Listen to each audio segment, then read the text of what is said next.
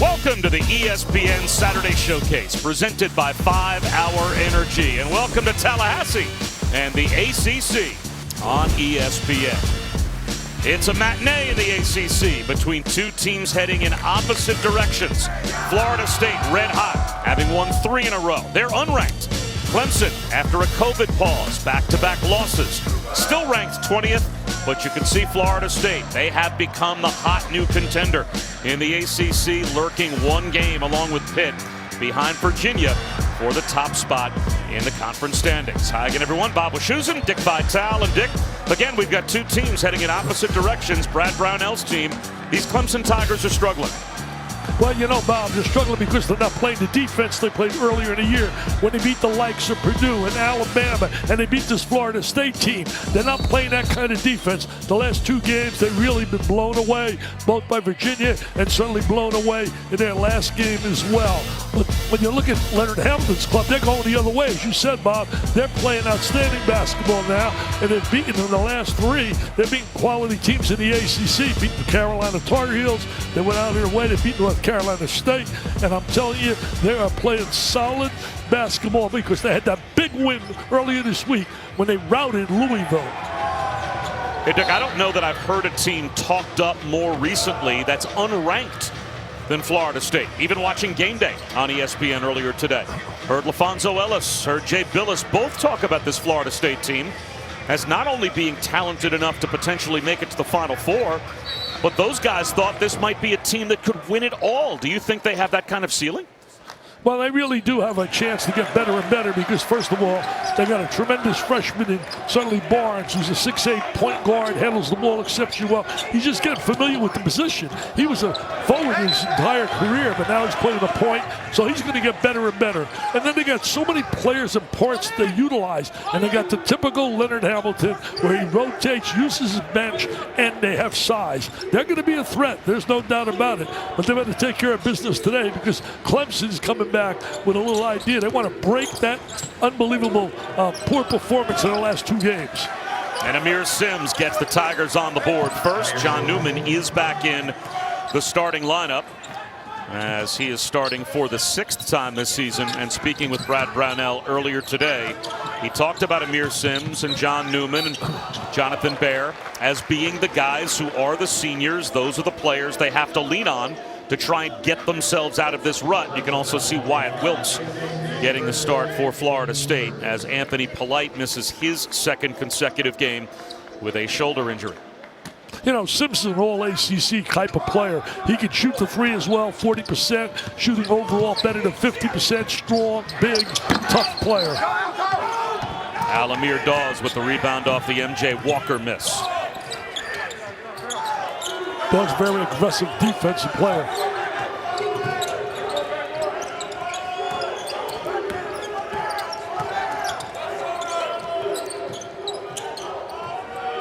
Shot clock winding down for the Tigers as Dawes goes to work, forces one up in the lane, and it's fumbled out of bounds by Koprivica.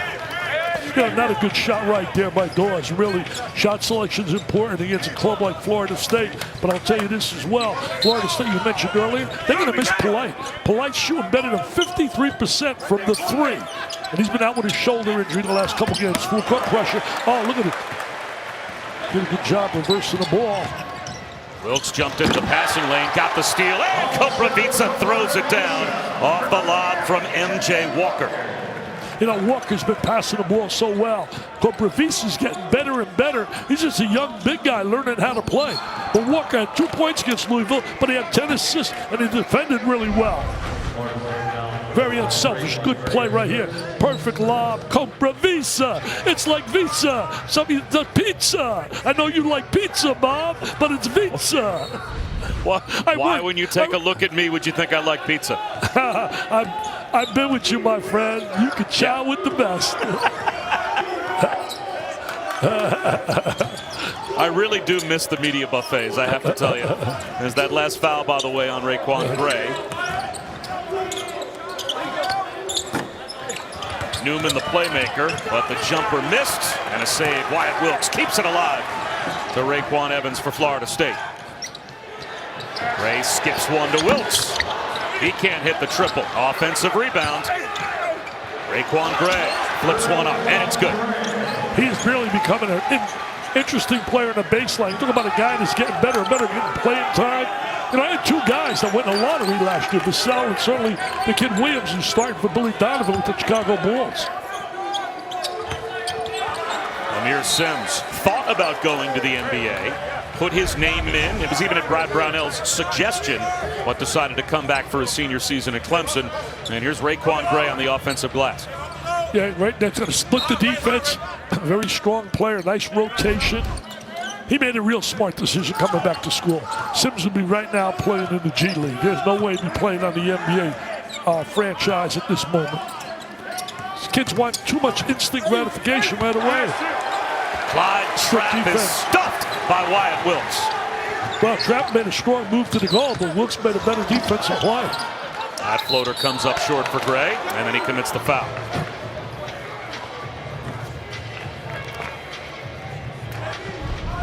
That's the second on Gray. They're going to watch the rotation over. There's a defense by Wilkes. Great job defensively. If you're familiar with the name, people in basketball are. His grandfather lost his life this year. And he's just a tremendous basketball guy.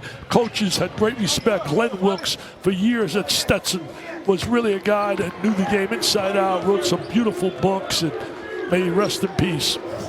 A National Basketball Hall of Famer, even his own dad, Glenn Jr., in his 34th season coaching the women's team at Rollins. So Wyatt Wilkes comes from not only a coach's son, but a coach's grandson. As you said, here's Sims going to work, kicks it back up top. 5 to shoot. Clyde Trapp on the drive, threw it to no man's land. Jonathan Baird held out by a foul call with 1 second on the shot clock. And Wilkes is frustrated. Yeah, I'd be frustrated too. That's not really a heady play right there. He was ready to take a prayer shot, and here he is going to go to the free throw line. Florida State last year was so special. They lost some key players. You know, I mentioned Vassell and mentioned Williams. What about Forrest? You talk about an ultimate winner.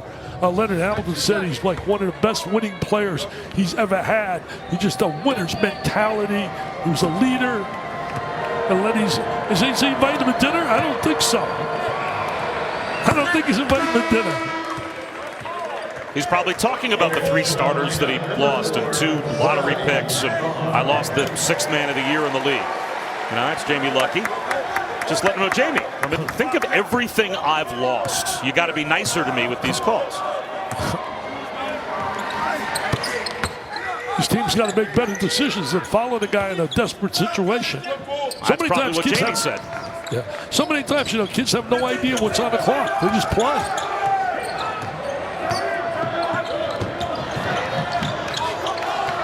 Sloppy play by the Noles. But giving it right back was Amir Sims. And throwing it down, Koprivica. He gave it right back. Koprivica with a jam, baby. Balsa, Koprivica. He getting better and better and better is what Mr. Hamilton told me on the phone yesterday. He's finally healthy. He had a back injury he suffered last season that cost him a handful of games. Sims can't hit the 3. And it's saved to the corner, but Wilkes will let it go out as Olivier Maxis Prosper put it back under the Florida State basket. You know, the one thing that Clemson's done early in this game, they haven't made shots, but they're moving the ball really well. They're trying to share the ball, looking for their high percentage shot. Their defense has really let them down in the last 2 games. MJ Walker, a 3 to open up the Florida State lead to 5. MJ Walker really has been playing outstanding basketball. I'm hoping that he becomes ultimately, as the year goes on, their leader on that perimeter. Good distributor, passes the ball exceptionally well. He can make shots.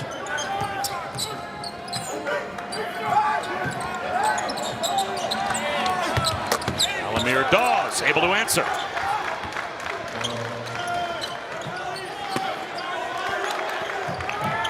That was a big 3 right there, man.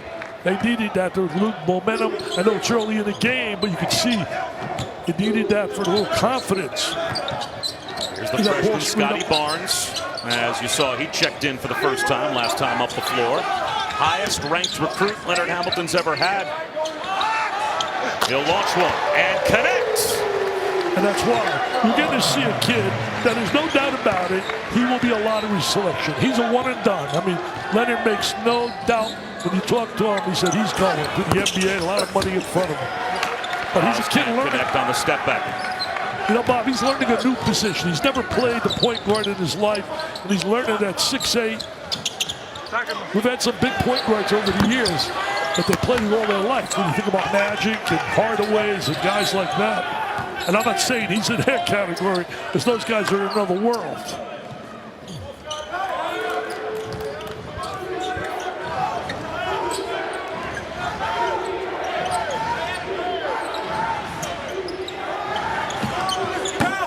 Sims with a skip pass.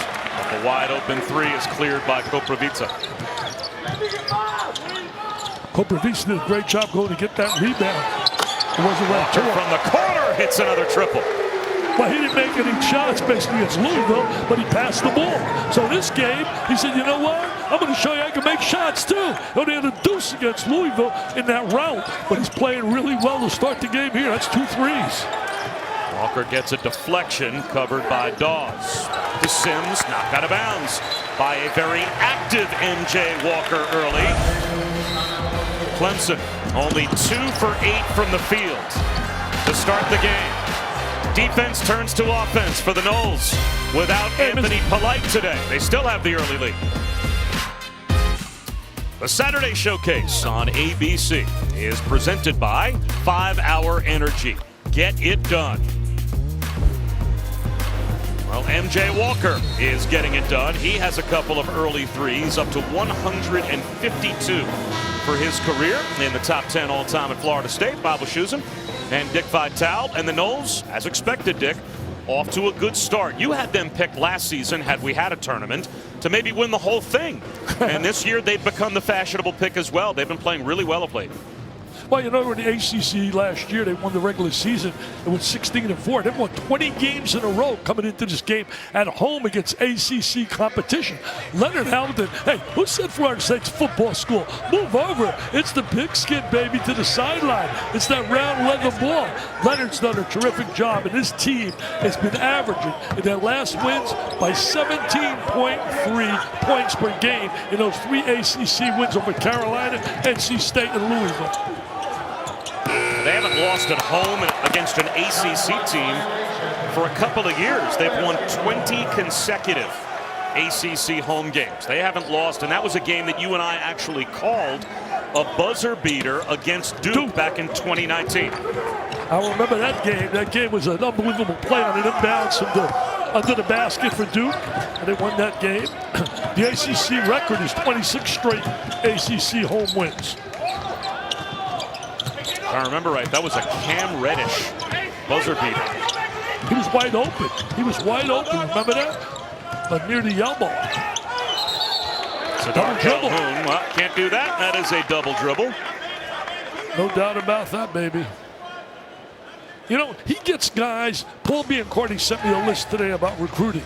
He gets a lot of guys, the very good players, obviously, the players Leonard gets. But his staff does a great job going out and evaluating. Because a lot of these guys, you don't see them on McDonald's list. You don't see them as, you know, Ballyhooed high school superstars. But they come here, they got ability, and they blend as a team. Leonard does a great job getting his players to understand what a good shot is and how to play team defense to help one another. Like right there, to help you, sir. Walker comes back the other way. He'll lob it into traffic. That is broken up, but it looks like a foul will be called on the entry pass to Tenor Ngum. And coming up later over on ESPN, a full day of great college basketball games is capped off by this one. LSU in second place in the SEC, in Kentucky. They're just looking to try and turn their season around. Should be a good one. 6 Eastern, 5 Central on ESPN and the app. And what did I see earlier on game day? And I think on the Dick Vitale Twitter feed, it's the first time since 1961 that Duke, North Carolina, and Kentucky are all outside the top 25. Yep, 1961. I'm glad you go to my Twitter at Dickie V. That's nice of you, Bob. Who doesn't? I really appreciate that. Who doesn't go to your Twitter? Oh, jeez. Nice little turnaround jump shot there, 15-foot shot. You know, one thing about Leonard's team, as you look here at the standings, Virginia is undefeated right now. And that's not a dominant Virginia team. They're a good team, obviously a good team. But they're not one of his great teams. But they just are winning because, first of all, the conference is not from top to bottom. Let's be honest, it's not vintage ACC. Florida State with the early 10-point lead. Calhoun called for the foul. How it started, how it's going in the ACC, we'll tell you in a moment. How it started in the ACC. Well, you had teams like Duke and North Carolina joining Virginia and Florida State in the top 25. Only one of those teams, though, remains in the top 25. Clemson got as high as 12. And Virginia Tech, they may not be ranked for long after their game today against Syracuse. And what a story Justin Champagny has become, Dick, at Pitt. What a game he had against Duke. These are certainly all players to watch. Wait on Champagny's been unbelievable. Had 31 and 14 against Duke in his second game back from missing a month with an knee injury. You know, I want to clarify this. The ACC is still very good. It's very good. We don't have those vintage heavyweight dominant teams. Syracuse is a pretty good basketball team. They beat certainly Virginia Tech today. Hunter Tyson works his way to the free throw line.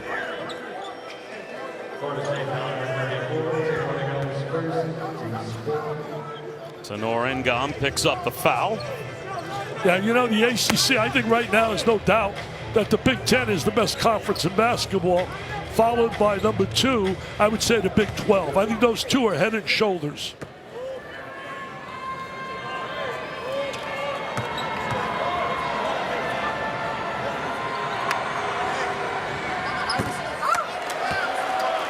Hunter Tyson was out for 8 games in a row between the COVID postponements and the facial injury. Take a look right there. To wear that mask. And yeah, you're right. The Big Ten and the Big 12 certainly seem to have elevated themselves past all of the other big conferences in college basketball.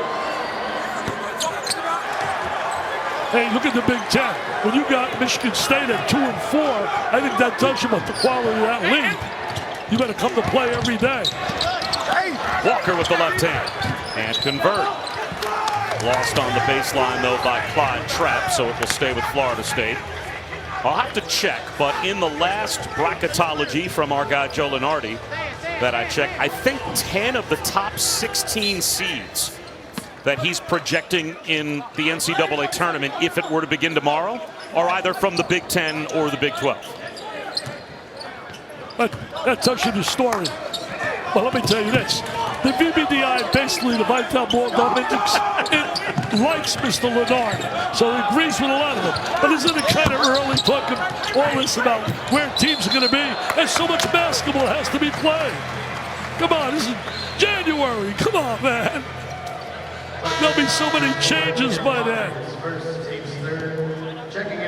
If the VBDI doesn't weigh in, then as far as I'm concerned, it's not even a topic worth discussing. I've been shining it up too, man, the VBDI. I've been shining that dome up. You have done work. It's noticeable. You look great. You can see yourself.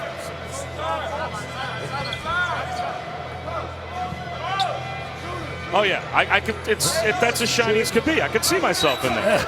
Like to use pledge. You gotta have a little fun, man. When you do games at home, you're locked up in your little studio. You gotta have a little laugh. You gotta have a little smile. At least we're doing games. And at least the games are being played as the freshman leans in and gets the roll. Scotty Barnes off the window. He's very smooth. He's got that silky smooth way about him. 6'8". Going to get better and better and better as he gets familiar with the position.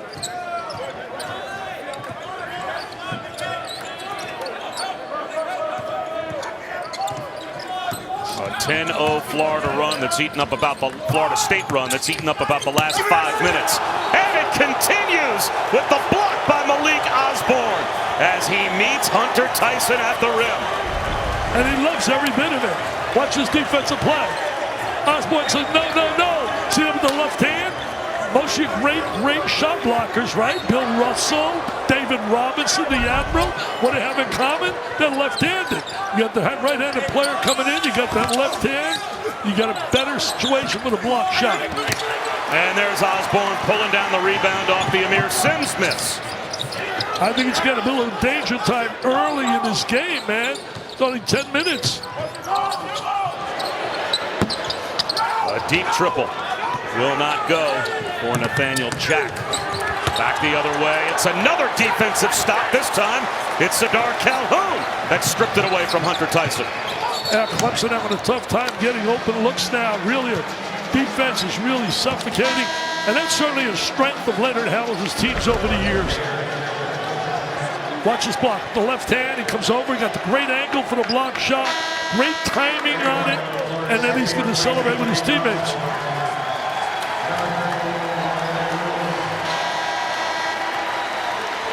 Watch here. There's Mr. Barnes. Oh, he's smooth. He's got that silky smooth. Oh, and his bank account's going to go ding-a-ling-ding.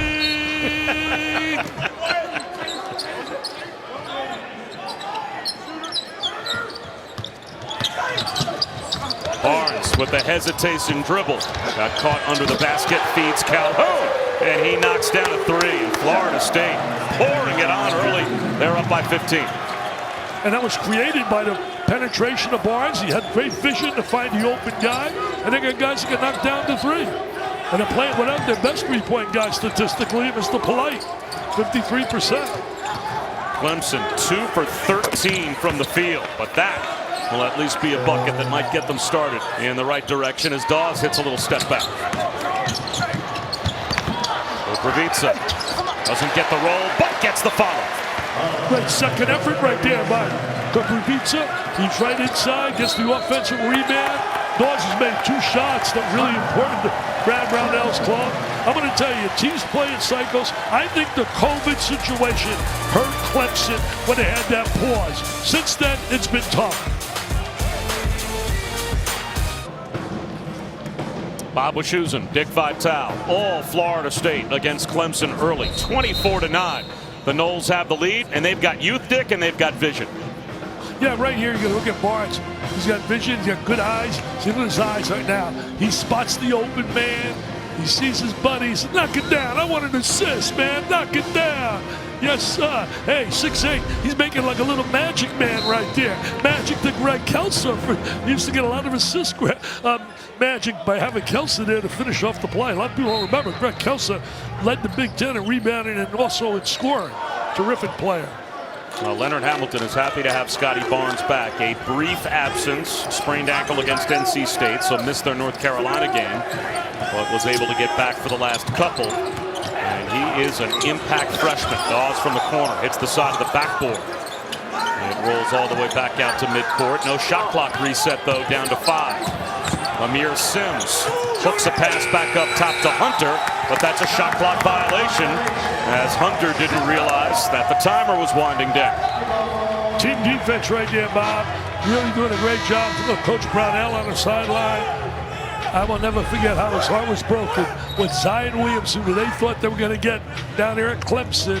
We were there like the day before he made his decision, and all indications were he was looking strong, Clemson. And then he said, D-U-K-E, Duke.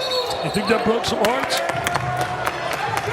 Wyatt Wilkes turns it over as he was not allowed to run the baseline there, but did. Yet you and I called Clemson Notre Dame. It was actually the day that Zion Williamson made the announcement. So we did whatever it was, a noon game. And then he was going to make the, I'm going to put the baseball cap on announcement on ESPNU that night at 6 o'clock. And I remember Jimmy Platt was our director. So he and I had this brilliant idea because we were stuck in Clemson. You know, the private jet. You were back all the way back on the Vitale State, but we were stuck in Clemson. So we said, let's go to the local sports bar and let's be with all the Clemson fans, and we'll tape the reaction of when they get Zion Williamson, and then SportsCenter will air this awesome picture of all these Clemson fans throwing their arms up in the air and cheering. And so we're rolling video of the folks in the local sports bar at Clemson when Zion Williamson puts the Duke hat on, and it was like they had forgotten that they still had Davo Sweeney and Trevor Lawrence. Yeah, they were not. It was not a happy bunch of people.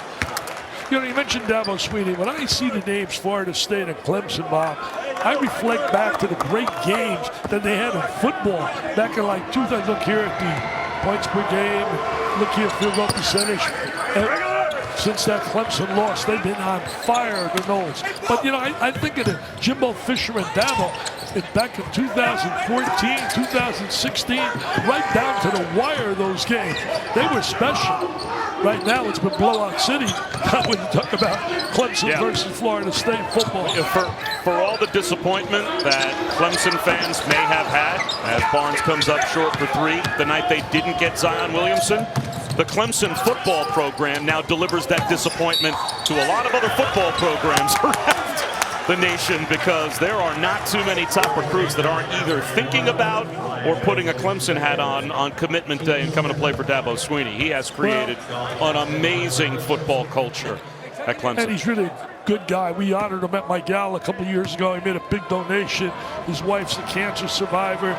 And boy, Clemson, some good people. Timmy Beret does the radio, is certainly an extraordinary, outstanding SID for years. I mean, just went to Notre Dame, by the way.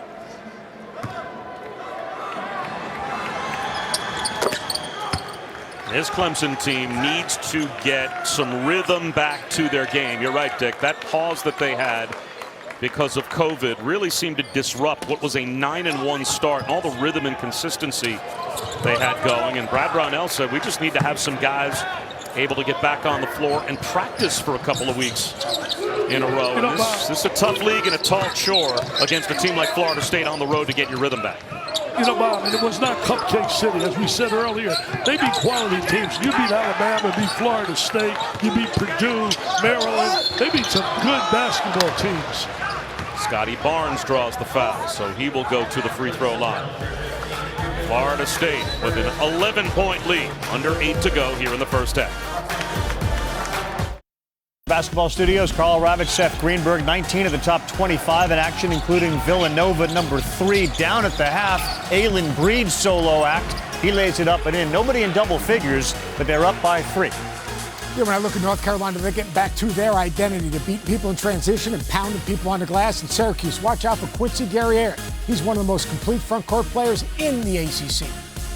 We'll have all the highlights. He had 20 and 9 in this game at the half. Rob? All right, Ravi, thanks very much. And Leonard Hamilton's team up early, 24-13 over Clemson. And as we talked about, Dick, when we first came on the air, as Scotty Barnes steps to the free throw line, I don't know that there's a team that's not ranked right now that's becoming more of a buzz team to talk about than Florida State. We had guys like LaFonso Ellis and Jay Billis earlier today, and I think you as well, talking about the fact that this is a team that's got Final Four talent. You know, they're going to close this week. If they win this game with the win over Louisville, they'll be ranked this week. I know they'll get my vote, that's for sure. But you know, I heard Seth talking about North Carolina there and Ravi. Bottom line is, if they get consistent backcourt play, their front court can play with anybody when they're playing well, Bacon and certainly Brooks and company. But if they get Love, who's playing a lot better now lately, if these guys playing consistent at perimeter, they could go on a run in the ACC. NCAAM with the rebound. As you saw, Raekwon Gray continues to sit with 2 fouls, and yet that Florida State depth has allowed the Noles to extend the lead, even with Gray on the bench. Walker with a finger roll. That's good. Tremendous drive right there. Great control, goes to the lane, real strong. And got another one of those big guys that got him from out of Canada, 7'2". He gets those big guys, man. He really gets them. At-wing jumper, and that is a big one as Jonathan Bear knocks one down. They're going to go a little spurt here to go to halftime with a little confidence. Down 13 now. These next 7 minutes could dictate a whole lot about this game. That's only the 4th made bucket of the first half for Clemson.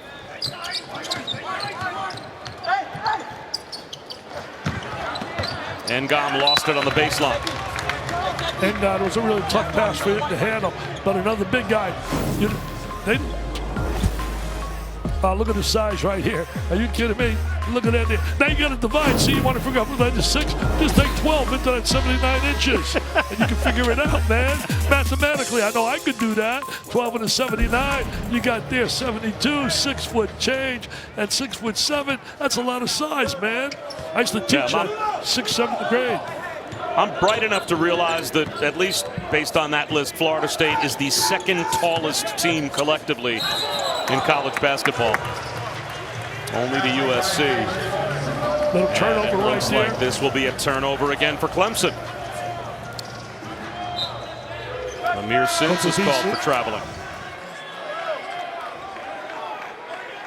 You know, we mentioned the tall guys. Think about this. They lost a beautiful kid. He's coming, Michael Ojo, lost his life. We certainly sent our sympathy out to his family. Just a kid that played at Florida State. Then they have Kevin Gellies down there playing with the Clippers. He was a first-round draft pick.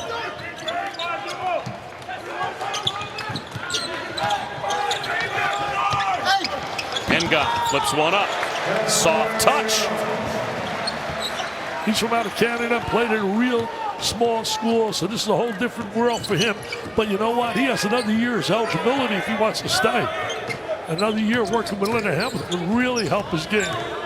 He went to a Nike camp in California and impressed to an extent that he got a tryout with the Raptors. They brought him in and said, at least let's give you a look. And then obviously the collective decision was spending a year in the ACC under Leonard Hamilton is a good idea for Tenor Engon.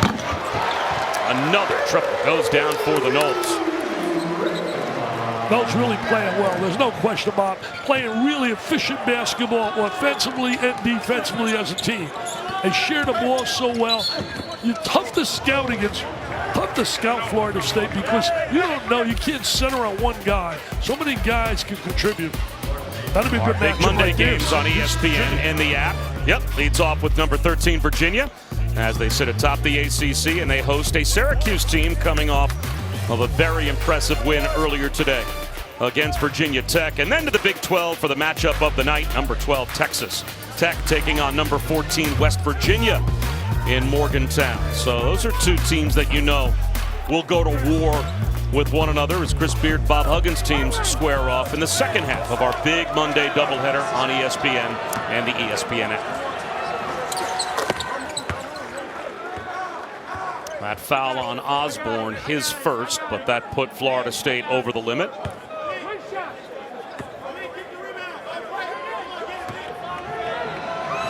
Brad Brownell wants more out of Newman.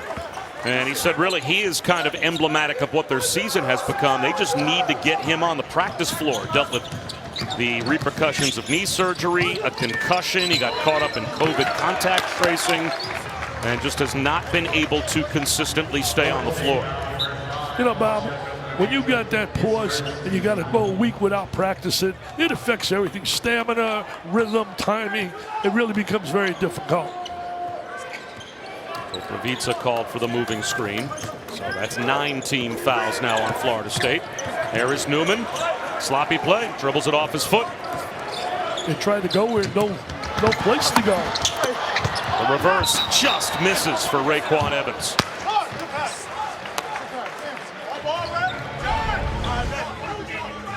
Hey, we're going to take a look right here. Watch this. As you go to the goal. Does size matter? Take a look right here at the big guy. Look at that size differential. He's saying, get me the ball, man. Should have thrown it up higher, though. He got a deuce there, but that ball should have been thrown a lot higher. He came down to where his size was negated by the entry of that pass. Osborne posts up. Leans in. Just off the front rim. Koprivica with another offensive rebound, but that was stripped away. And Newman comes back for Clemson. Clemson needs a little spurt here. They got to get a nice spurt to go in that locker room. Alamir Dawes over Koprivica. That's short. And Jay Walker runs down the rebound. Osborne left alone. An offensive rebound put up and in by Raekwon Evans. And that's what they do well. They've done that well throughout the Leonard Hamilton era in coaching. Really attack the offensive boards with guys that are athletic who have that ability. You know, speaking about Leonard, think about this. He's not been in easy places. He was coached at Miami, football power when he was there. Coached at Oklahoma State, football strength. Came to Florida State, football power at the time. But he has just done an incredible job. He's one of the winningest coaches right now in the history of the ACC. There's been some great names in that league. Starting with, certainly when you think about Coach K's and Dean Smiths and Roy Williams, Gary Williams, and he's right up there in terms of wins as a coach in ACC competition. Yeah, when he took over at Miami, they were still in the old Big East. And that was in the heyday of the Big East. I mean, you're still playing Syracuse and Georgetown and St. John's and Villanova and Seton Hall when they were all at their best, and UConn. When Jim Calhoun was winning national championships there, and they would play in the old downtown Miami arena in a really tough neighborhood, a decent ways away from the campus in Coral Gables. So he was playing the best teams in America as kind of a fledgling program in the Big East in front of 3,000-4,000 people, and they became a really good program. And ended up in the NBA briefly, but he has really done a tremendous job with this Florida State program. Yeah, his NBA trip just helped his bank account quite a bit. It did help his resume. When the bank account goes ding-a-ling-ling. It did help his resume. With the shot clock winding down, Koprivica ends up with the rebound off the Evans miss from deep. You know what? Watching him last year and this year, it's unbelievable, his improvement. You see this kid, you see this, Bob? He is really, don't you think, improved, or am I over-exaggerating it? I don't know. Not at all, and only a sophomore. Nick Honor gets tied up, held ball. The arrow belongs to Clemson, but the lead belongs to Florida State. And Leonard Hamilton, how it started and how it's going for Leonard Hamilton. That after this message and a word from our ABC stations. Leonard Hamilton, all the way back from the mid-70s to mid-80s, was an assistant on the bench at Kentucky. And then fast forward 2021. And Dick Vitale, we talked about the stops that he has made in between, but how's it going? It's going pretty good when you're the ACC Coach of the Year. And boy, one of, if not the most disappointed team, I'm sure, when COVID hit last season and you were robbed of having an NCAA tournament, was Leonard Hamilton's group at Florida State, because they probably had about as good a chance as anyone to make a deep run. And it's only Jim Boeheim and Mike Krzyzewski in terms of Power 5 coaches are seniors to Leonard Hamilton. Yeah, look at those seniors up there. Some successful guys who I don't see going away. They still got the energy, the ability, and people always say, who's going to replace Mike Krzyzewski? He's not going anywhere, man. Same with Roy Williams. But Jimmy Boeheim, those guys love what they're doing and do a very good job at what they're doing.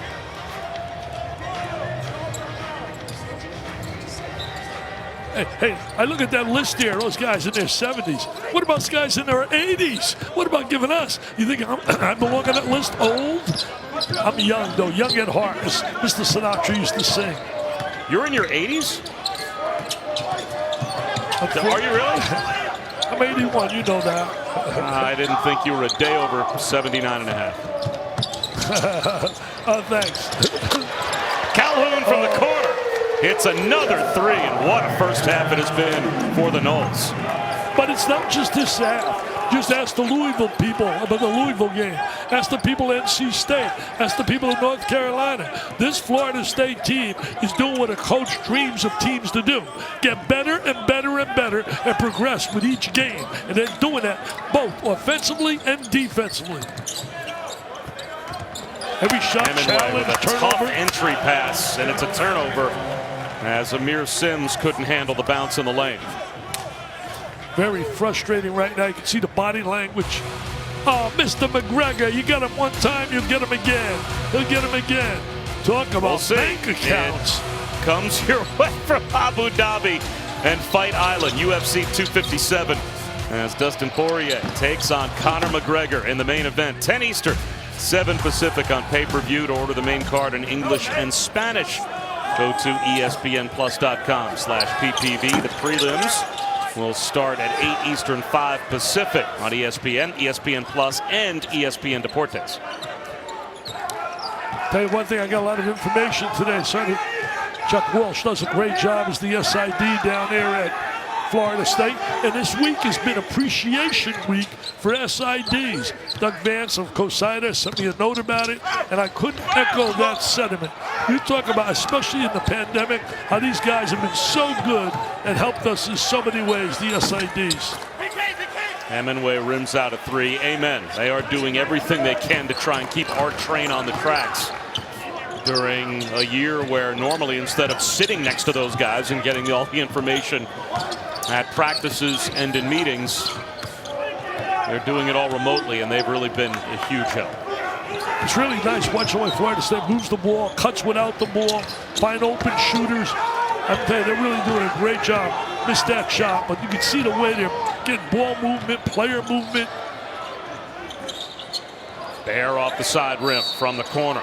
Another miss inside for Amir Sims, but he does draw the foul. And speaking of help and helping people, well, Dick, you are going to hold another Dick Vitale Gala coming up in May to try and raise money for kids battling cancer. Yeah, it's going to be a special night, no doubt about it. We got a great crew that we're going to be honoring, and certainly I got Mr. Mortensen going to get the John Saunders Award, Kevin Gandhi, which is a great job. And then on the right, you saw a bunch of youngsters. You saw their pictures. And I'll tell you this, those youngsters, not the flu, we're talking about losing their lives. And I spoke at several of their funerals, Bob. It's a tough, as I speak all over this country, corporate groups, you name it. I've been for over 30 years to watch the Speakers Bureau, but they were the toughest speeches ever. Watching moms and dads putting their childs to rest is so heartbreaking. And I'll tell you, it's war on me. And I'm obsessed. I'm obsessed with raising money to help kids. So people, if you want to help me, go to dickvitale.com. You can make a donation, and it goes to the V Foundation. Those kids you saw pictures of either were at my gala or their families have been at my gala over the years. And the pain and hurt never, ever goes away. Calhoun with a chance for a 4-point play.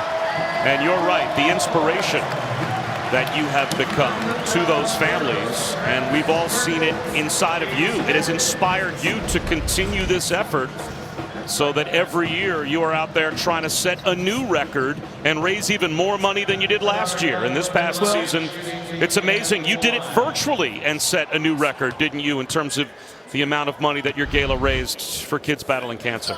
Well, we got to thank some people that made that happen. People like the Pentecost family from out here gave us millions. Mark Cuban, WWE, Stephanie McMahon, 900,000. I mean, people know that are out there, have children, how devastating it is to have to go through that pain and that hurt. So please, if you can make a donation, no matter what it can be, go to dickvitale.com and make a donation. Hemingway hits the backboard first. Hunter Tyson, an offensive rebound, comes up empty. And I'm not sure if a foul may have been called on Florida State just as the horn sounded. Let's see. He got fouled. There's no doubt he got fouled right prior to the whistle being blown.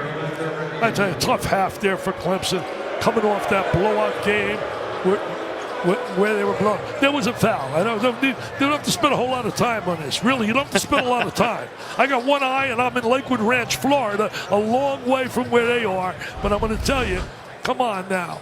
Come on, he got fouled. The key is, was he fouled with time left on the clock? And he certainly was. He was. Come on, I got one eye, Bob, and I can see that. Come on. Well, let them put time. all of their eyes on this and see if they get it right.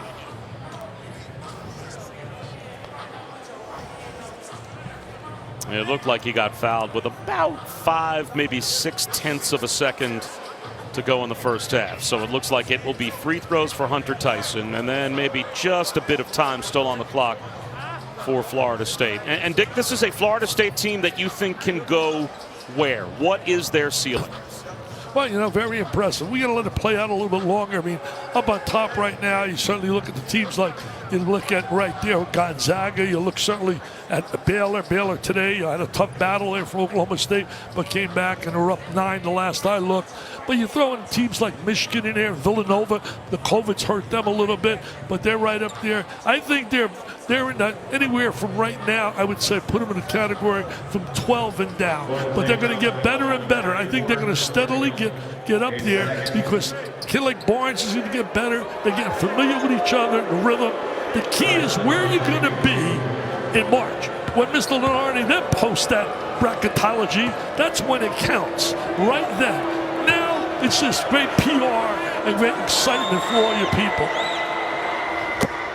Well, they've led by double digits in all of their ACC games so far, and actually blew a double-digit lead in a loss to Clemson. That's their only ACC loss. Since that loss and 3 postponements, they've come back with 3 straight wins against NC State, North Carolina, and Louisville, and they will take a sizable lead into the break at halftime against Clemson in the rematch between these two schools. Has that 3/4 court shot just rimmed out at the buzzer. It's still a 42-24 lead for Florida State, and they just keep it going. Lead at halftime in every game so far this season. Time for the halftime report with Seth Greenberg. Here's Carl Ravitch. Ravi? Now, Bobby, thank you very much. Dickie V, take a little break. Seth Greenberg and I right here. We're going to start with the Orange. Syracuse, Virginia Tech. David and Gesson, this is a good spot. It's a good pass. Terrific pass, and right now that's the way to attack that zone. Get the ball in the middle of the floor, work along the baseline. Obviously, if you can do that, you can attack Syracuse's zone. But I thought Syracuse did a great job of adjusting their zone and running Virginia Tech off the 3-point line. They were 3 for 12 from 3. You love Quincy Guerriere on the offensive glass. He was there. He also can launch from 3. Yeah, he's one of the most versatile front-court players in the ACC. Terrific offensive rebounder and can knock down the 3 ball. All right, Syracuse up 61-47, and it's a final of 78-60. By the way, their defense, especially on the 3-point shot, was great. Virginia Tech held to 8 for 29. All right, what's going on here? You got a Florida team that is not ranked, up 42-24. Respect? Yeah, look, Florida State, if anyone else was 8-2 and playing the way they're playing, or they're a top 10 team, not alone a top 25 team. Right. Florida State is the defending ACC champions. Yep. Florida State might be better this year than last year. Scotty Barnes comes in. He's a 6'9" point guard. Bolsa Koprivica is improved as a front court player. They've got shot makers and playmakers and floor gamers all over the floor. Florida State is Elite 8, Final 4, national championship good. Let's slap a number then next to Florida State beyond the 42, like a 20 or something. Let's get them ranked. All right, Baylor, they're a high-ranked team against Oklahoma State, number 2 in the country. You got Jared Butler, Cade Cunningham not playing today, sitting. First half, OK State up a half dozen. And the denial. And the denial. And, you know, it takes time to settle into a game. Everyone overreacts to scores in the first half. Eventually, this Baylor defense basically is like a boa constrictor. They suffocate you. Eventually, they just wear you down with their defense, which creates easy offense. Love the boa constrictor reference. And everybody overreacts to the score in the first half. Yeah, you just overreact to the score. It takes time to settle into a game. You're playing on the road, and Jared Butler, a guy that's in the conversation for Player of the Year. He makes big shots, he can defend, and he makes the games easy for others. Yeah. Butler, at the end of a game, he takes over games. So they were up almost 20, 77-61. Let's not overreact to that first half. Kansas taking on Oklahoma, 2 straight conference losses for the Jayhawks. Yeah, the Jayhawks right now, they don't have pros in their lineup, which is a rarity, and their inability to defend the basketball, keep it in front. They don't have Udoka Azubuike protect in front of the rim. They gave up 48 points in the backcourt, and they could not contain the ball off the bounce. They don't have pros. Like Kentucky, like Kansas. 37-35, Oklahoma is up in this one. Evian Harmon hit 3. Oklahoma up by 5. Austin Reeves, hard to guard Jimmy Dykes. Hard to guard, and then Austin Reeves beats off the bounce. A little change of speed right there, gets to the rim, no rim protection, and that's what the difference in this Kansas team. They don't have anyone who can protect the front of the rim. 75-68, Providence taking on Villanova. This is another good team that is not getting the respect perhaps they should deserve. Now, they're 8-6. They're not 10-2. Look out, Jimmy Nichols. Yeah, Jimmy Nichols. And then in the backcourt, they got David Duke. David Duke is having as good a year as any guard in the country. A 6'5" guard. He had 9 points and 9 rebounds in the first half. He's as complete a guard as there is in the country. This is Allen Breed. He lays it up, lays it in, and then in a bizarre set of circumstances, somebody opened the curtains there, and sun was shining on the Providence bench. Door 2 or door 3 behind the curtain? It was a zonk, whatever it was, and they're in a delay. Kind of weird. UConn and Creighton, 8 minutes to go in the half. Creighton, Denzel Mahoney was 8 of 14. Yeah, and they really struggled shooting the 3-ball last game against Providence, but Denzel Mahoney, and when I look at this Creighton team, everyone talks about their offense. I like that the toughness they play with on the defensive end. They got a little dog in them, dog in a good way. I love what you're saying. Brendan Adams hit that 3. That's Mitch Ballack. He had 8. There was no James Bouknight in this game. He only scored 40 the last time these teams met. Was that really the difference? No Bouknight? I think it's a little bit of a difference. Not every day the guy drops 40. They don't have a guy that can get him an easy basket at UConn, but UConn is going to be good, and they're going to be an NCAA tournament team. All right. So we got one side doing this, like, get that shot out of here. I see where you're going. With the defense. We'll get an update on Maryland when we come back against Minnesota.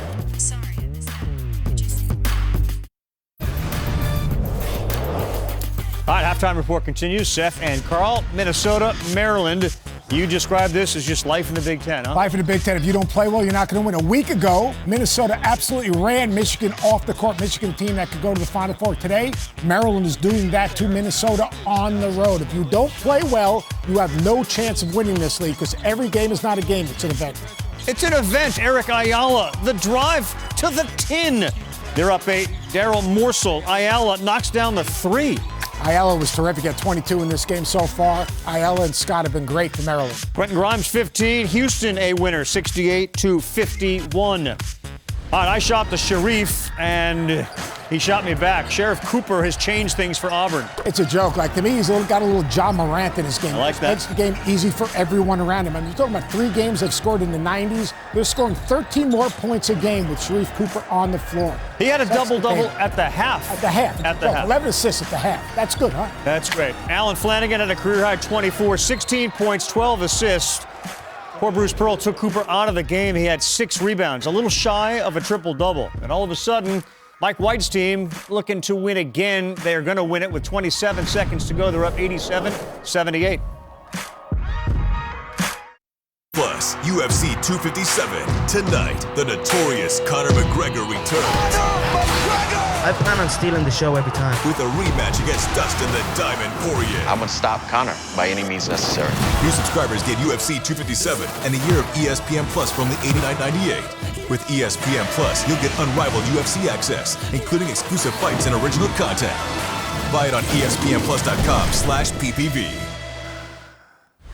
Spaghetti arms and tattoos. We'll see that later this evening. North Carolina State. Caleb Love had himself a game. The game's gotten easy for Caleb Love. Anthony Harris has been a big difference. So has Armando Bacot. He was dominating the paint today.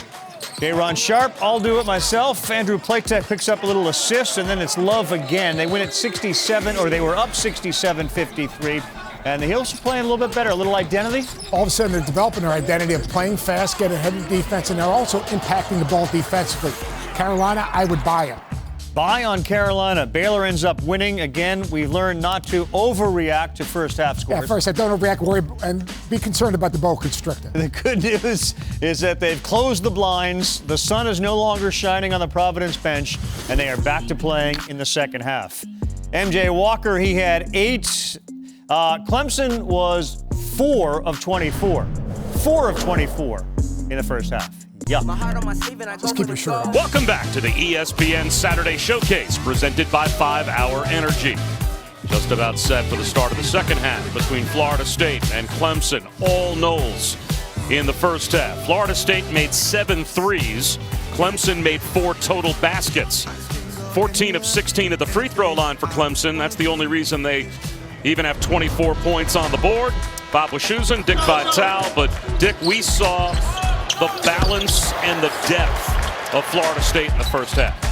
Well, their offensive efficiency was around the basket. Plus, as you said, made 7 threes. And balanced defensively. They rotated over, gave help for each other.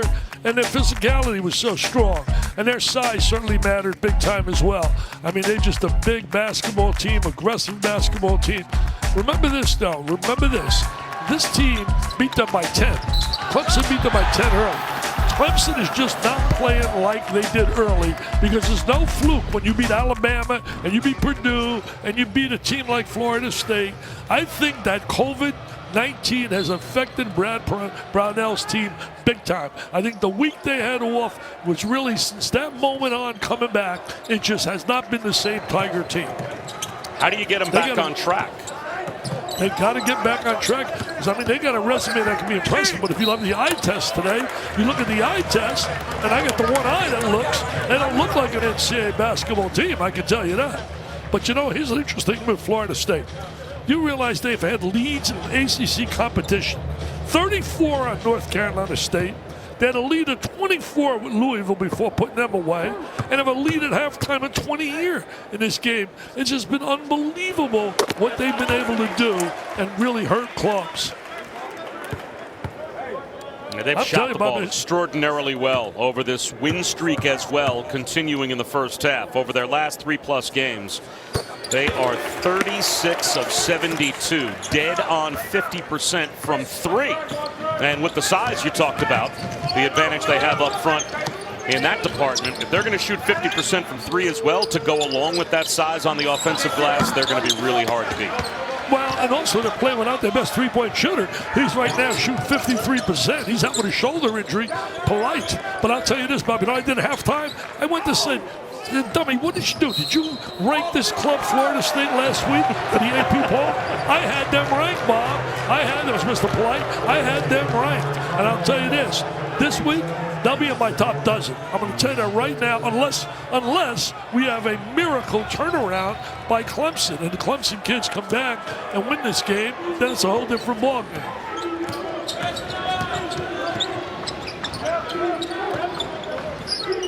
Clemson did not score in the first 4 minutes of the second half. Josh Pastner's done a heck of a job. They've won 7 out of their last 8 games, and they started the year losing to Georgia State and Mercer when you look at the Rambler record. Raekwon Gray commits his 3rd personal foul. Just after Koprivica committed his 2nd. That little smile on his face, you smile when you're up 20. Now, where can Clemson get some firepower? Simpson's got to get going a little bit. He's been certainly quiet. Applied trap, spins, can't finish. That's a nice move, really nice move by Trapp and attacking the basket. Just didn't go down for the young guy.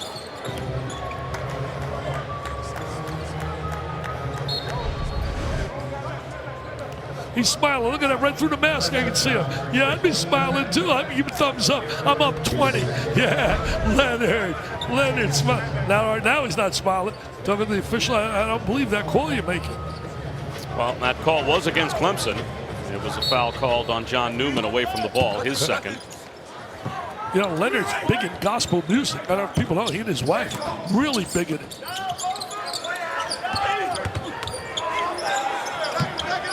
Wilkes with a shot fake. That's some sweet music right there. He's got a real nice touch. He's got good follow through, good rotation, fundamentally sound. Another miss for Alamir Dawes. Another rebound for Koprivica. You know, I mentioned gospel music, and one of his favorites is one of my favorites as well. Mahalia Jackson is absolutely terrific. She bet you goosebumps in your body. Raekwon Gray with a clean lane to the basket, and Brad Brownell wants another timeout as Florida State picks up in the second half right where they left off at the end of the first half. Doubling up Clemson with 2 minutes gone by in the second half in Tallahassee. Bob Wischusen, Dick Vitale bringing you Clemson and Florida State. And it was a 9-1 start to the season with 7 of those 9 wins for the Tigers over Power 5 teams. But then a COVID pause. They were robbed of their games against North Carolina and Syracuse, and it has been a different story since coming back from the COVID layoff, as they have been drubbed now in 3 straight games. If this score holds, they lost by 35 to Virginia. They lost 83-65 to Georgia Tech on Wednesday night. Georgia Tech got hot from behind the 3-point line, and Clemson continued to struggle offensively. And Dick, that malaise has just carried over to today, although we can certainly give credit to Florida State. They're playing as well as probably any team in the country. Yeah, they're really playing outstanding. And you look at that resume, it's so strange when you see these kind of blowouts, because it's not like they're missing some key players, but they beat Purdue. I said earlier, Maryland, who today is on the road, and they were beating Minnesota today last I looked on the road. Good entry right there, good 2-man play by the Clemson kids. But then they beat Florida State, they beat Mississippi State, they beat an outstanding Alabama team. Well, I'll have with Ravi Tuesday night against Kentucky down in Tuscaloosa. Nice play right here. Enter the ball, good back to the basket move, lay it on the glass. Good execution right there. But you look, then they, like you said, Bob, they got beat by Virginia by 25, Georgia Tech by 18. And both those games, the three-point shot really, really hurt them.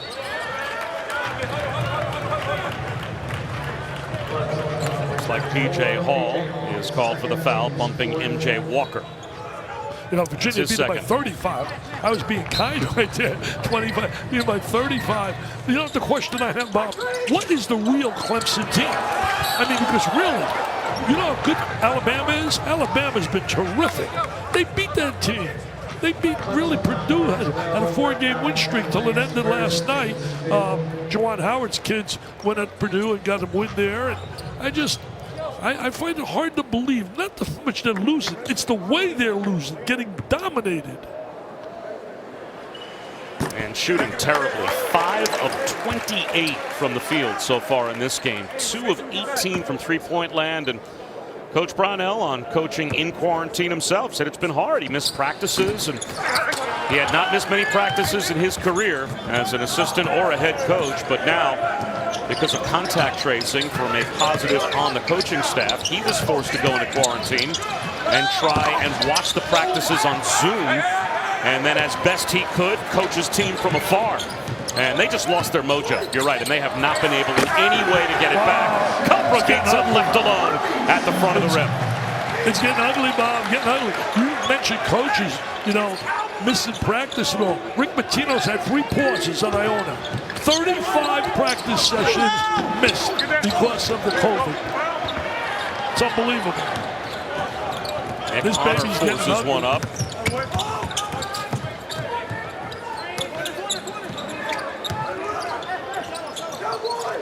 Look at the ball screen. Cooper Visa is so much more active than he used to be. Confidence. He's got that swag now. Oh, it's showtime. They're doing anything they want. Anything they want. Double figures for the 9th time this season for M.J. Walker.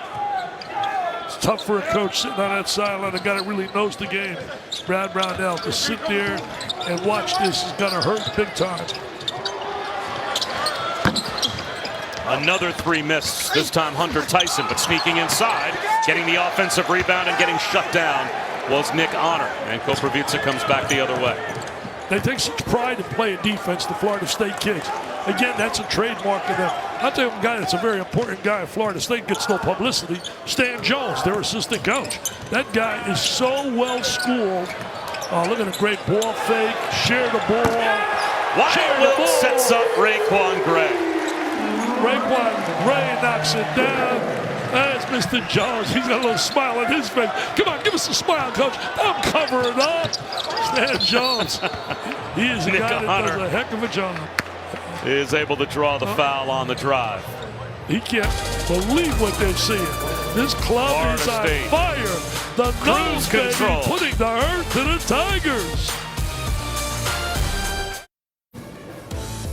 A little history lesson on this date that certainly Digger Phelps would approve of, because in 1971, the year before Digger was hired by Notre Dame, UCLA lost to the Irish, and that began the 88-game win streak right after that loss to Notre Dame.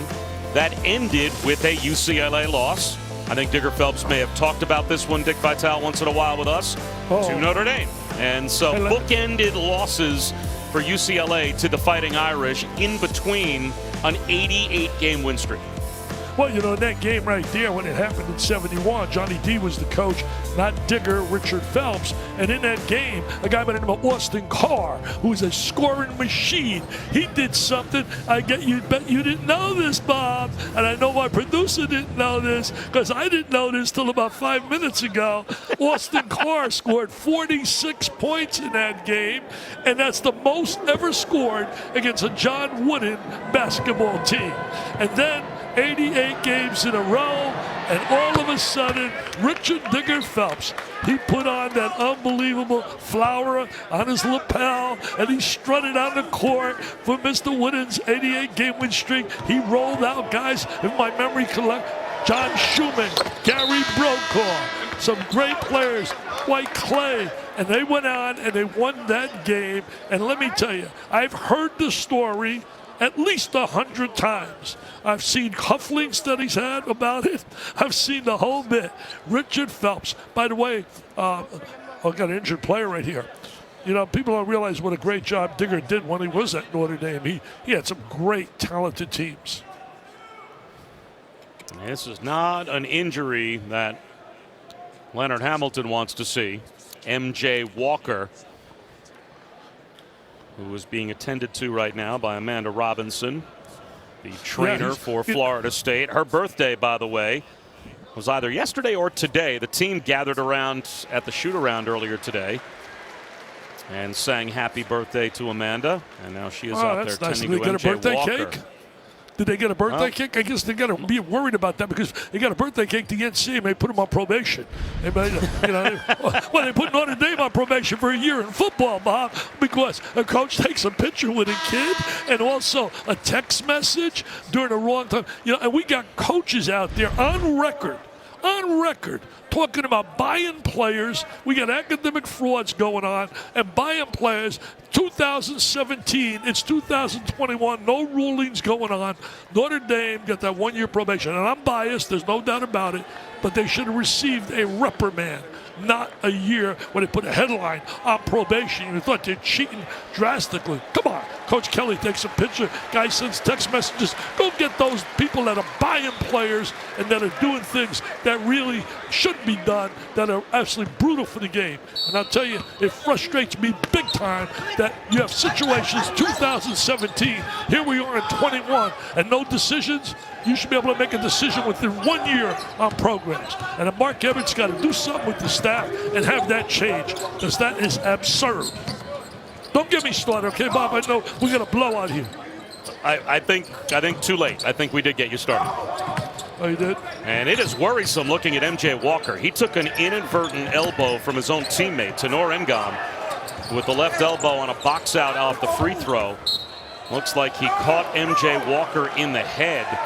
And M.J. Walker is just about out on his feet, being led back to the locker room at Florida State. So let's take another look and watch Ngom as he takes the left arm and goes to try and box out Jonathan Baer and catches his teammate on the right temple. Oh, wow. Wow, and he goes down. Let me tell you, he's a key player because they're hoping that he can replace and become the leader that last year they had in Forrest, who was a tremendous leader, and MJ's been showing that ability. So let's hope and pray he's going to be okay. He's their best player. He's their leading scorer at nearly 15 points a game. And he's a leader. Not only do they have, not only do they have Miami coming up after this game against Clemson, but then they've got 3 straight games on the road in the league. And if they want to stay as hot as they are, they need M.J. Walker healthy and playing.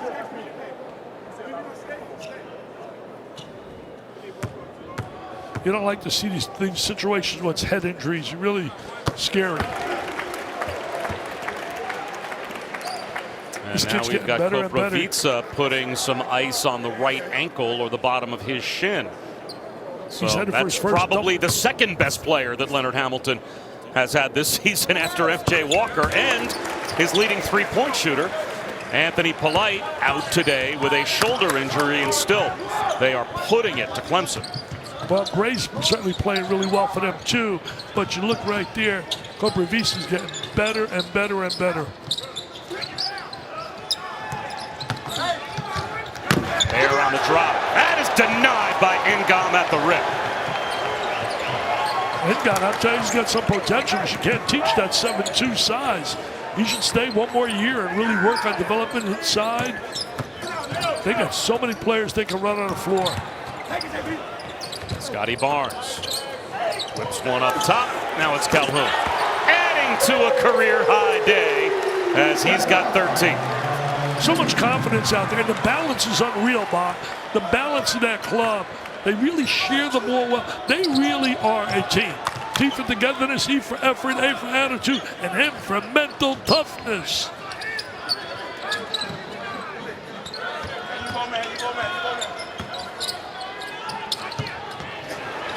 Amir Sims kips one up top, but it's another missed three. Clemson now 2 of 23 from three-point land as Nathaniel Jack gets on the board. That's his first basket. 3 games in a row where they've been dominated like this, Clemson. Because everybody, coaches really get fired up for them when they look at that resume and they say, look who they're beating. Look who they're beating. And now Jack gets called for the foul. Drop shot, they'll turn this to 2 the other way. The ball movement, and then look at this. Nice pass by Barnes. Good ball reversal, and there's the 3. Wow, nice reverse. Play horse, try that reverse on the layup. Transition game. Really feel bad. You don't want to see kids humiliated and beaten badly like this. It's got to be so frustrating for that coaching staff because I know how hard they work. They're making it become just exclusive shooting the perimeter shots. Can't get nothing inside. Dawes turns one over. Calhoun back the other way.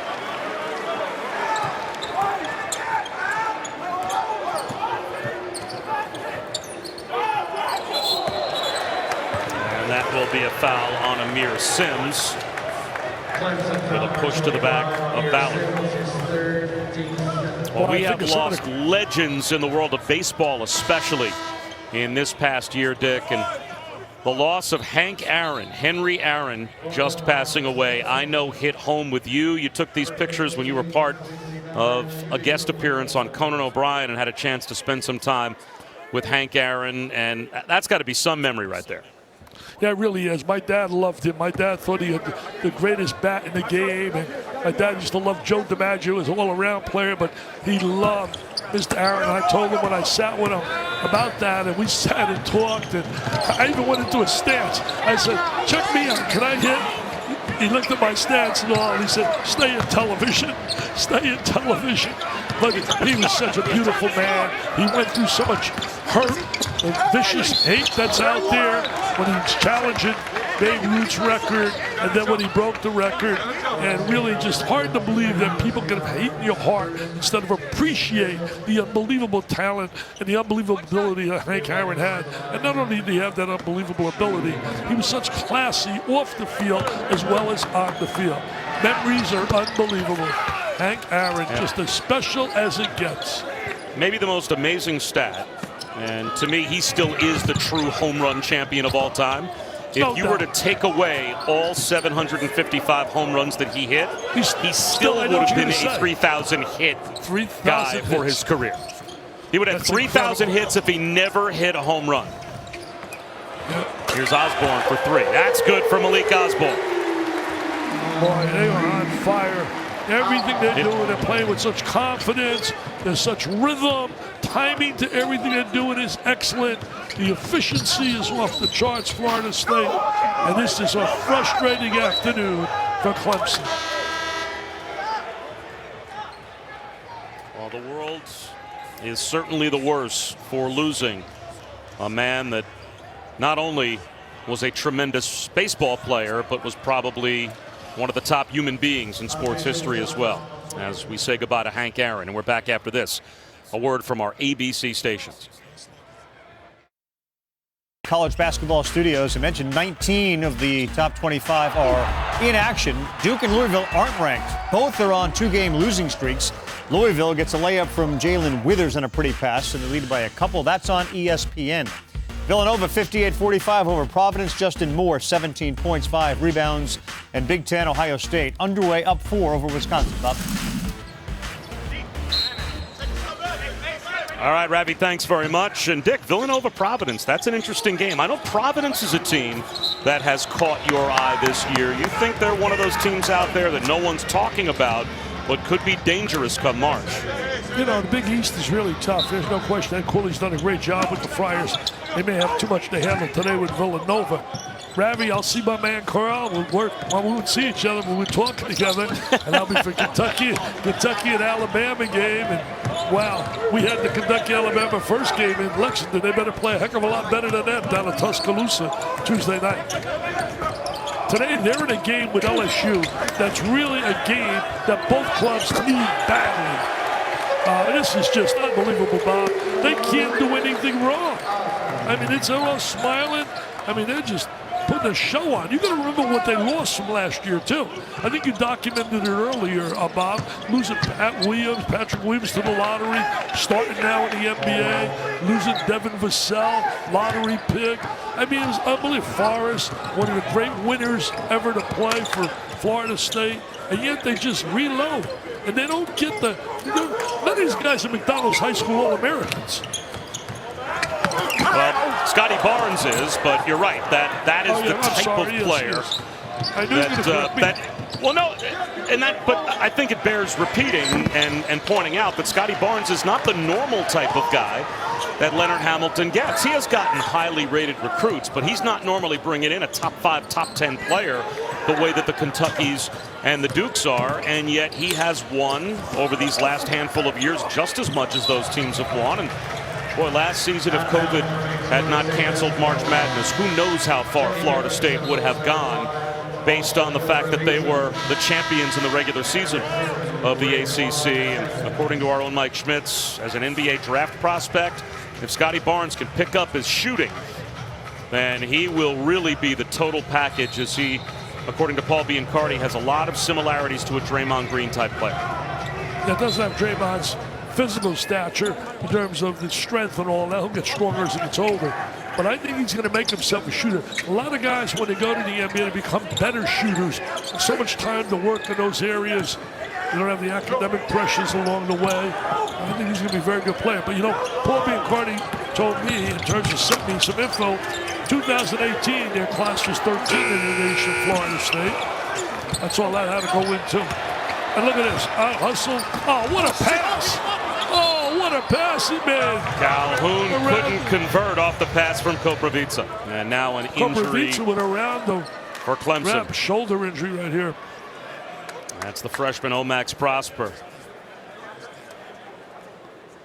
So with under 10 minutes to go in Florida State on top big, it's time for Brad Brownell to worry about a freshman. Oh, and speaking of on this date, how back in 1973, an FSU alum and one of the greats of all time in Florida State basketball history, Dave Cowens named the MVP of the All-Star game in the NBA. Well, I'll tell you one thing. In a game against years ago, look at Cowens hung up there in Florida State jersey. In a win, this comes by the way of one of the great guys in sports you can meet, Timmy Beret, who graduated from Notre Dame, Clemson icon. He sent me a text about the fact that Cowens, in a win over Clemson. Ready for this? This is a pretty good job rebounding. 25 rebounds in the game. Talk about a glass eater. Talk about an all-Windex man. Man, special. Glad to see the kid coming up here. Well, you mentioned Florida State and Clemson a short time ago on the football field. And I thought you made an interesting point off the air before we came on earlier today about what Leonard Hamilton has been able to accomplish in Tallahassee. Right now, the basketball program for the Seminoles is better than the football program. They've gone through coaches, and they're trying to get that turned around. But having said that, we often hear about the challenge of a coach in basketball, having to deal with being at a quote-unquote football school. And your point was it shouldn't be a challenge. It should be an advantage. I really believe you got to use football in a positive way. Billy Donovan did during the Urban Meyer era when he had those great teams. He'd make sure he'd have some great recruits and sell the idea of what a weekend is like in Gainesville. You're going to take it and you're going to utilize it in a positive manner. You can't walk around feeling sorry for yourself and say, oh, gee, they give football all the care and all the attention. You can have both. There's no reason you can't have both. Yeah, think about some of the schools that immediately leap to mind that you might on the surface think of as a football school, but that the basketball program is every bit as good, if not better, at times than the football program. I mean, both Michigan schools, right? Michigan State, Tom Izzo, and the legacy they've had of Michigan basketball as well, but going all the way back to the Fab Five and before, the Glenn Rice, Ramil Robinson national championship team. And, you know, you're right. If you can pair those two programs together, Dick, why can't they feed off of each other? Why can't you bring a football recruit into a crazy basketball atmosphere and have that football player, just like any other kid, say, you know what, this would be a fun place to go to school. You got to just sell the positives that you have. 2 great possessions, by the way, by Clemson in the last 2 times they had the basketball. Got some good execution there. Stan Jones, I talked about him earlier, Leonard's right-hand lieutenant, does a great job. He's very content and happy working with Leonard.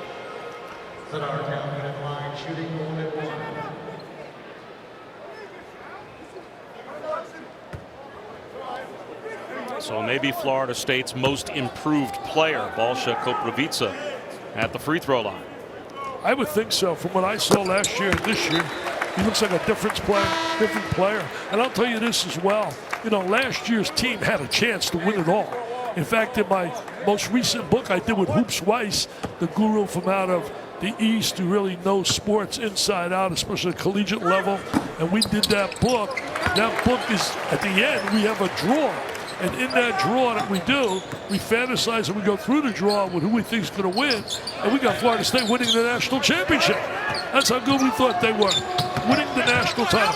And then I felt bad with for the Dayton kids because they would have had a great chance as well. Another block from Koprivica. A turnover as Raekwon Gray tried to find him rolling to the rim. Yeah, he wanted to get Koprivica. He said, you made the block, I'm going to get you to run. Nice hustle by the kid from Clemson. Alamir Daw is able to recover it, but gives it away. And here comes Raekwon Gray. Wilkes. That's off the mark. Nick Honor rips it away. Here comes the Fordham transfer. Gives it up. And it's taken away and head right back the other way. The Noles, and now it's basically open gym. Yeah, it's just sloppy play. It's shirts and skins. Shirts and skins right now. Up and down we go. Honor came the way of Fordham, by the way. He's a transfer who can shoot the ball. He can score. Now, there should be 5 guys at the scorer's table right now just basically saying who's got next. When I saw this game being assigned to us, and I saw what they did early, I thought we were going to have a great matchup. But then you saw what happened after the COVID-19 and how it affected that team and how they were blown out. So, wow. So we can't be totally surprised by what we're seeing here.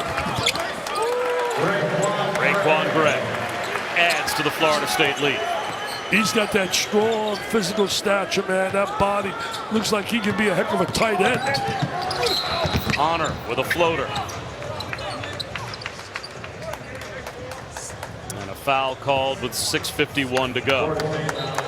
What an effort today by Florida State.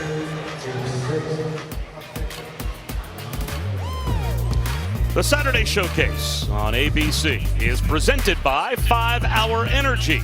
Get it done. Bob Wischusen, Dick Vitale, and the history lesson continues. Let's go back to 1966, Dick, when Lenny Hall became the first black player ever to play for Florida State. A knee injury 4 minutes into his debut cost him his career. Tried to come back in the game and play on it and could not. And obviously that's a completely different era in terms of medical science. It's really Lenny sad. Hall broke the color barrier for Florida State back in 1966. Tell you one thing, it's so sad when you look here at Clemson's first African-American player, Mr. Mobley in 1970. I mean, it's hard to believe that era. To me, I was 26, 27 years of age at that time. But now you know why they're fighting so hard for having justice out there. Systemic racism has taken prevalent for years and years, and there's no need for it. We gotta have love for one another.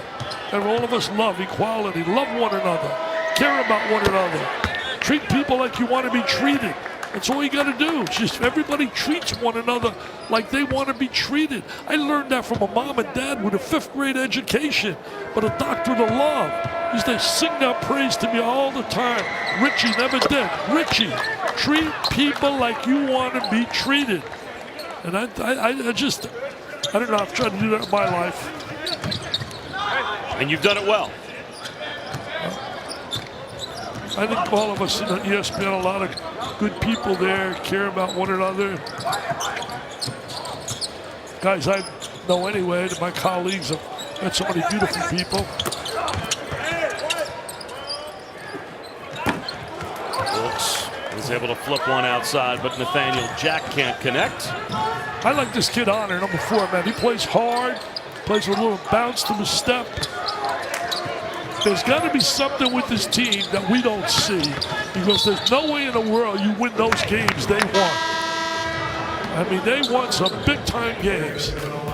Well, we've got one for you coming up later over on ESPN. A full day of great college basketball games capped off in the SEC with LSU Kentucky at 6 Eastern.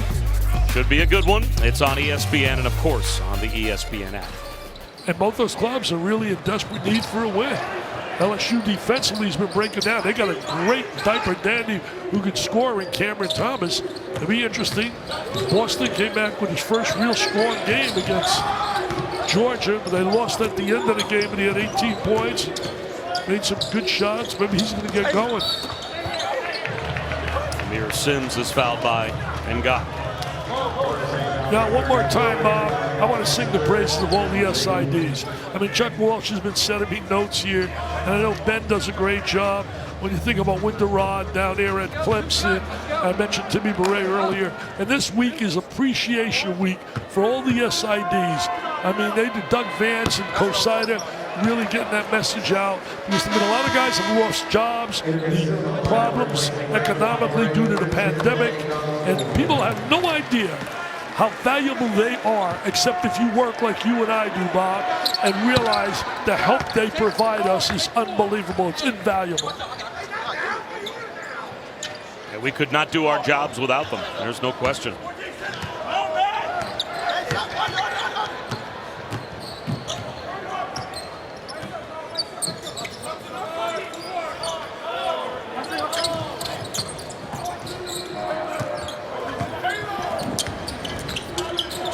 Wilkes with 10 to shoot.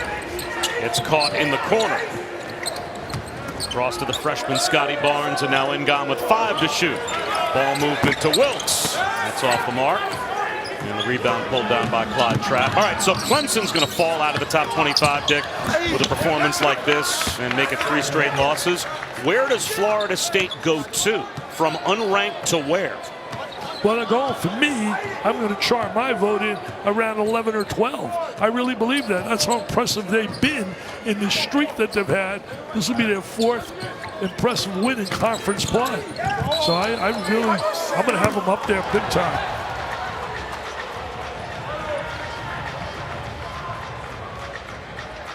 Why stay inside the lines when you could add some flavor to everything around you? A little cheesy here, crunch of color there. Discover the possibilities of just $1. Taco Bell's $1 loaded nacho taco. It's value beyond belief. So the freshman Scotty Barnes to the free throw line.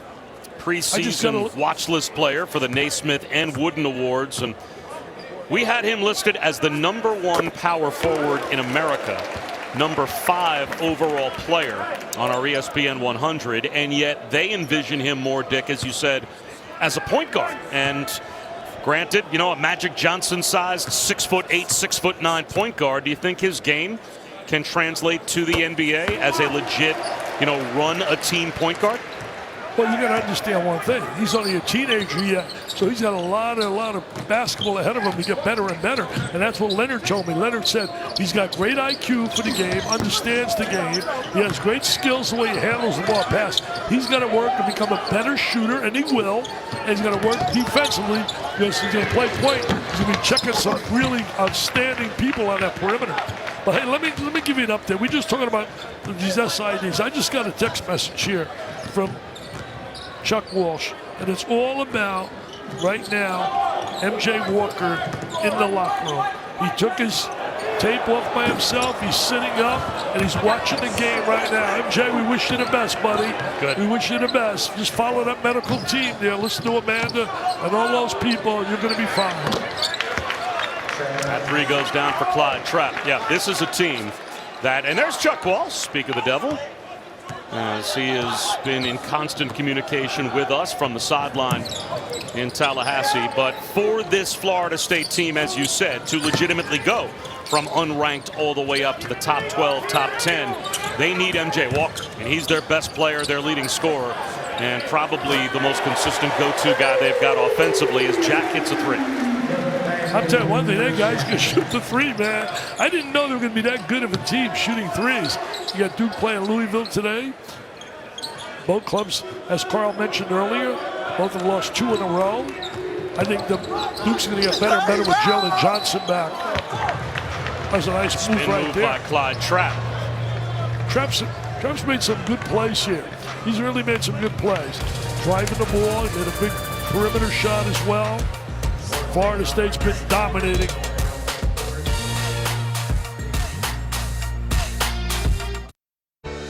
And I've said in one article, we can put somebody on the moon. We can't figure out how to get along. You know, that doesn't add up. We got to get off our selfishness. We got to understand we got to love one another. We got to care for one another. Because right now, if we don't come together with this, something negative can happen. I certainly say amen to that. Amen to that statement. Learn to love one another. Get rid of the hate factor, people. Put an arm around one another. Love one another. Respect one another. And our nation will be a stronger and a better nation. Well, if our society overall mirrored sports more, to be one of the best things about sports and the world that we're constantly living in, Dick, is we see all of these kids with all of these diverse backgrounds all come together to fight for a common goal and form lifelong friendships. And I think we talk probably as little about race as any segment of society, just because these kids all blend together and we don't really think about it. We probably should think about it more often, to be honest with you. And here's a good example of exactly that. Malik Osborne, the transfer from Rice, that not only has made an impact on the court, but is making an impact off the court, because he has been named as a member of Florida State's President's Task Force on Anti-Racism, Equality, and you know, I had a Florida really well-rounded young man. Here, see, Athletics says he's calm with an ability to frame a message. And we had the same thing basically with Scotty Lewis down there in Florida with the Gators. You know, trying to help people in a very peaceful way. Oh, up and away! Showtime! The Seminoles! Oh, the Noles are rocking it, baby! Who said they weren't going to be as good? Oh, man, I'll tell you one thing. This club is getting better and better and better. Watch out, baby. They won the ACC last year. Look at this. Having a little fun, the kids. They're just having a little fun. When you get a player like Quincy Ballard, who barely gets a chance to play, hanging from the rim, it has been nothing but fun today for Florida State. And you know what? Let's raise even more money to help kids battling cancer. Dick, these 2 books that folks can get and get autographed. Well, you know, the Seminole fans, well, like the lost season, we picked them to win the national championship. And it's a fun book. And then, like I said, with a great guy, Dick Hoopswise, Howie Schwab did all the research. And then I got my Mount Rushmore, which are the 4 best coaches, 4 best players, 4 best recruiters, 4 best in every category. And every book, and you've heard me say this often, every book, the dollars that I would make are going to the V Foundation for Pediatric Cancer Research. NCAA Council. They should put a banner up there. Dickie V, lost season, picked us #1. I got to get him a banner, Bob. I got to get him a banner. the VBDI national champions, 100%. Yeah, I like that. See, I knew you had that in you, the Vital Ball Dome Index Championship. Absolutely. And we should just get a bunch of guys that, like you and me, just a bunch of bald guys there to congratulate them, and we'll help hoist the banner. Don't put yourself bald, because you're a long way to go to be like me. Yeah, I don't know. When I'm coming at you, I've got you fooled. When I turn to walk away, the cat's out of the bag. Next Saturday, the 30th, over on ACC Network, a big quadruple header on tap. It starts at 2 Eastern with Miami Wake Forest, then Florida State, Georgia Tech, and then a ranked matchup, Virginia Tech, and finally Pitt hosts Notre Dame from the Peterson Athletic Center. If you don't have ACCN, go to getaccn.com for instant access and get all those games. Florida State, Georgia Tech will be an interesting game. Like I said, Josh Pastner's club has won 7 of the last 8, played Virginia tonight. They've got good guard play there with the kid Alvarado's really good. Nice drive. And it'll be goaltending called on Quincy Ballard. All right, now, this is really what everyone has been waiting for, because it's your chance to gloat because you got a big win out of your Bucks last week against the Saints, and now give me the Dickie V VBDI, the Vital Ball Dome Index breakdown of the NFC Championship game. Your Bucks against Aaron Rodgers, the Packers tomorrow. You know, everybody's saying, oh, it's too cold. They're not going to be familiar. There's no Antonio Brown. Oh, really? So right now, other people will step up like Goodwin. And certainly, you got Mr. Evans is still there. I'm going to tell you right now, okay? Forget all that nonsense. Right here. Yeah, I'm a Bucks guy, true and true. And I'm going to tell you right here, baby. They sent me this big banner. All right, let's get the Bucks banner up there, baby. Right there. 34, Tom Brady and company, 27, yes sirree, the Packers, goodbye Aaron Rodgers, take your MVP, but we're getting the Super Bowl, and it's going to be right in Tampa, and you know what? I got tickets if I want to go, I was told. Let me say this, guy watching right now, Brian Ford, the president of the Bucks. He's a Florida State guy, Florida State graduate. I know he feels excited about this. But I know one thing, he's hoping to feel excited tomorrow when they leave that unbelievable stadium in Green Bay and all that cold weather. Like Tom Brady said, hey man, I don't want to hear about cold, just dress warm. He's played in cold weather before. I really don't, you know, obviously the Packers are very good, but the Saints are very good too. And the Saints found out that this club is for real. The defense, I mean, it's just not offense. Talk Tom Brady, the defense has been unreal. And the defense is going to be challenged big time, because when you factor in, and you know it better than I because you're a football guy, guys like Jones, running back, Adams, the wide receiver, and their defense can be tough. But when it's all said and done, I just think Tom Brady was the greatest acquisition ever in the history of Bucks football. Well, if you go back to week 6 when those two teams played, and I think apply it to what you saw last week in the divisional round, Todd Bowles has done an unbelievable job, as you said, with that Bucks defense. He schemed up some looks last week against the Saints that, quite frankly, made Drew Brees look terrible. I mean, he threw into coverage. They dropped 7, sometimes dropped 8. Their pass rush still was able to put pressure on Drew Brees, and he turned it over. And back in week 6 against the Packers, the same thing. They were able to confuse Aaron Rodgers. The question is, can they do it again tomorrow? But if it's anything like what Florida State did to Clemson today, you'll be a happy Dick Vitale tomorrow afternoon, because Leonard Hamilton's team put on a clinic from start to finish. I'm telling you, start to finish, what a dominating performance.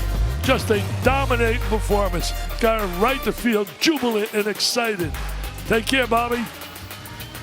80-61 is your final. Florida State over Clemson. For Dick Vitale and our entire crew, I'm Bob Wischusen. So long from Tallahassee.